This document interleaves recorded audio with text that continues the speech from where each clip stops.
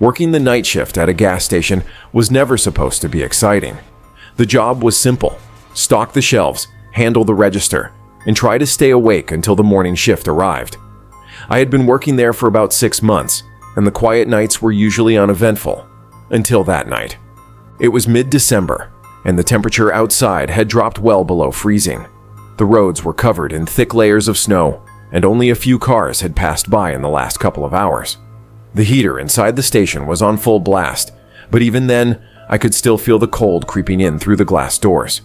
It was nearing 2 a.m., and I was sitting behind the counter, mindlessly scrolling through my phone, waiting for the hours to pass. Then, the automatic doors slid open with a soft hiss. I looked up, expecting a tired traveler or maybe a trucker stopping for coffee. Instead, a tall, thin man stepped inside. He was dressed in an old-fashioned brown trench coat, buttoned all the way up, and a black fedora that cast a shadow over most of his face. Something about him immediately unsettled me. His movements were stiff and deliberate, as if he were unfamiliar with how to walk properly. The moment he entered, the temperature inside the store seemed to drop. The heater was still running, yet I suddenly felt like I had stepped into a walk-in freezer. My breath became visible in the air. "Cold night," I muttered, attempting to break the eerie silence. The man didn't respond. He simply turned his head toward me, his face still obscured by the brim of his hat, and then walked toward the back of the store. His footsteps made no sound against the linoleum floor. I watched him through the security mirror above the counter. He moved slowly, stopping in front of the refrigerators where the drinks were kept. But he didn't open a door. He just stood there, staring at the rows of beverages like he was trying to decide something important. Minutes passed. The store was silent, except for the soft hum of the refrigerators and the occasional creak of the building settling. The man remained motionless. I cleared my throat. "Can I help you find something?" No response. Something about the situation felt wrong. My stomach churned with unease, and a strange pressure built in my chest. It was as if I was being watched, but not just by the man, by something else, something unseen. Then, in the convex mirror, he vanished. My eyes widened. 1 second, he had been standing there. The next, the back of the store was completely empty. I leaned forward, scanning the aisles. There was no way he could have walked out without triggering the door chime. I hesitated before stepping out from behind the counter. My heart pounded in my ears as I cautiously walked to the refrigerators. The air was colder here, unnaturally so. I exhaled, and a cloud of breath formed in front of me. Where had he gone? There was no back exit, no way for him to disappear without me seeing. But as I reached the spot where he had been standing, I noticed something else. The floor wasn't wet. It had been snowing outside. If he had walked in, there should have been melting snow trailing behind him, but the area was completely dry. I swallowed hard and turned back toward the counter.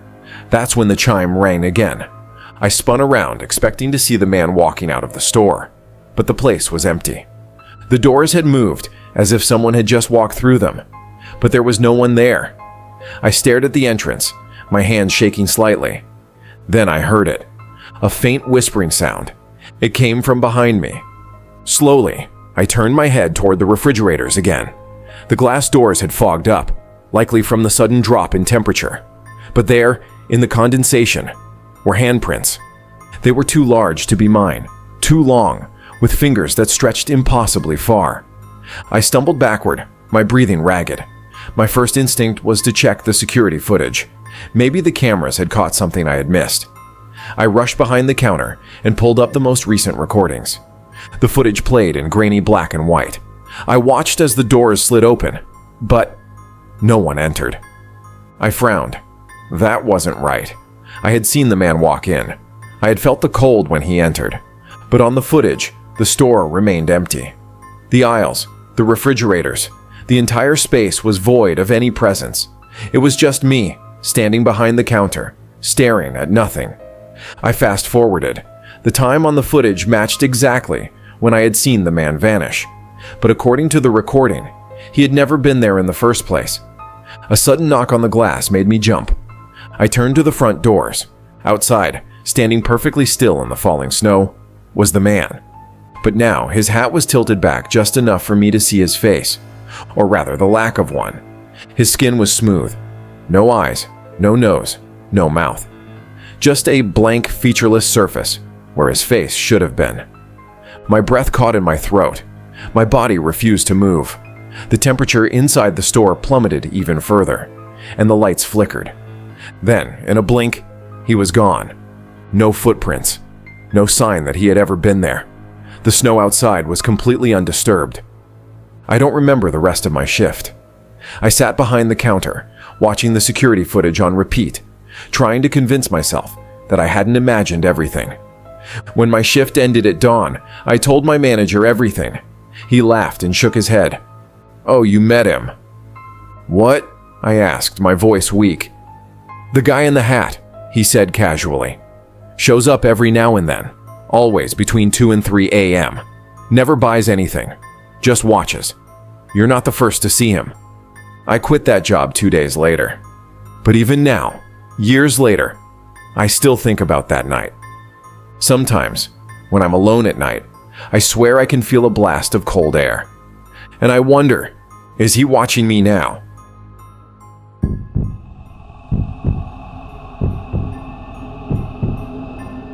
I took the night shift janitor job at Ridgeway General Hospital because I needed the money. It was one of those places that always had a hiring sign up, and they didn't ask many questions. The pay was better than most overnight jobs, and the work was simple: mopping floors, taking out trash, restocking supplies.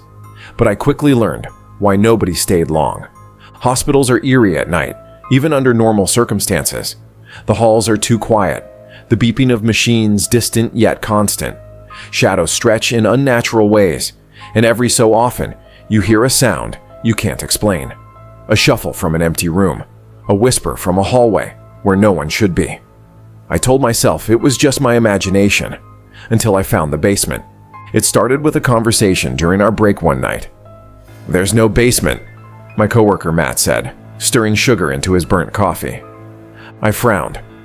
"What do you mean?" "Of course there is. Every hospital has a basement."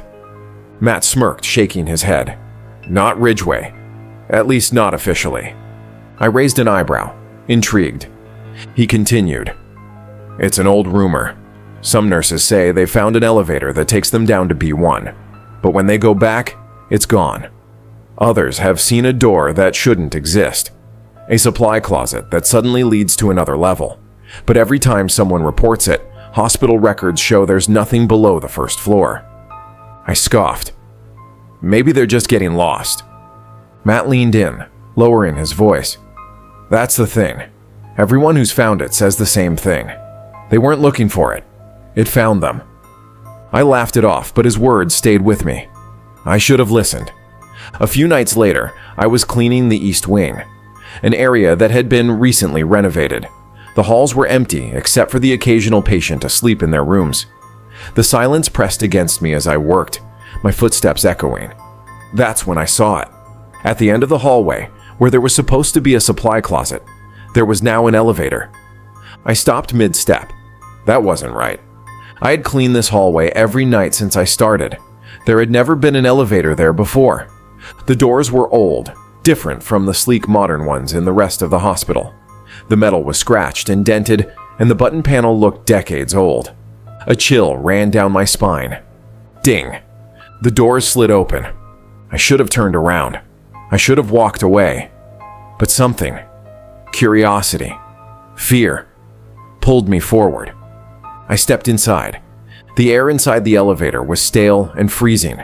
My breath misted as I exhaled. The panel had only one button, B1. I hesitated before pressing it. The moment I did, the door slid shut with a clunk, and the elevator descended. The ride was slow, each second stretching unbearably. The further I went down, the colder it got. I rubbed my arms, shivering. My ears popped as though I was going deeper than I should be. Then, with a soft lurch, the elevator stopped. The doors opened. A long hallway stretched before me, lined with rusting hospital beds. The walls were a faded yellowish color, like they hadn't been painted since the 1950s. The fluorescent lights flickered weakly, casting strange shadows. I stepped out cautiously. The smell hit me immediately, a mix of mildew, rust, and something rotting. The silence was oppressive, too thick, like sound had been swallowed whole. Then, I noticed the bed numbers. Nutru Ondravade, Nutri Rendavade, Nutrimundravade. But Ridgway's room started at 200. I felt my pulse quicken. This place shouldn't exist. And yet, it was here. I walked forward, my footsteps muffled by the grime-covered floor. I passed a wheelchair covered in dust, its wheels squeaking as though someone had just moved it. Old 4 stands stood beside the beds, tubes still attached. That's when I heard it. A wheezing breath. It came from down the hall. I stopped, my heart hammering in my chest. The sound was coming from room 109. The door was slightly open. The dim light inside flickered. I took a slow step forward. Then, a shadow moved. Something huge. I spun just as a figure stepped into the hallway. It was tall, impossibly tall, its head nearly grazing the ceiling. Its limbs were too long, its fingers too thin. It was wrapped in a tattered hospital gown, its fabric stained and torn. It took a shuddering breath. Then it moved. I ran. I didn't think. I just ran. The hallway seemed longer than before, stretching on endlessly. My lungs burned, my heart pounded. But I didn't dare stop. Behind me, I heard wet, slapping footsteps. Then, ding! The elevator doors had opened. I lunged inside, slamming my hand against the panel.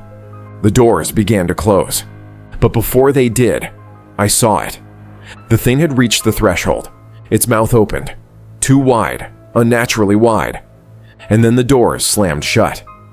I squeezed my eyes shut, my whole body trembling. But then, I felt it. Cold breath.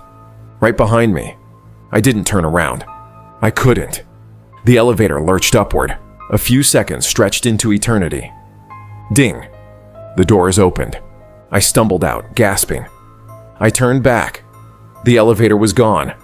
I stood there shaking, staring at the blank wall. It had never been there. I quit the next morning, but sometimes, late at night, I wake up gasping for air, because I can still feel cold breath on my neck. And I know somewhere beneath Ridgway General, the basement is still there, waiting.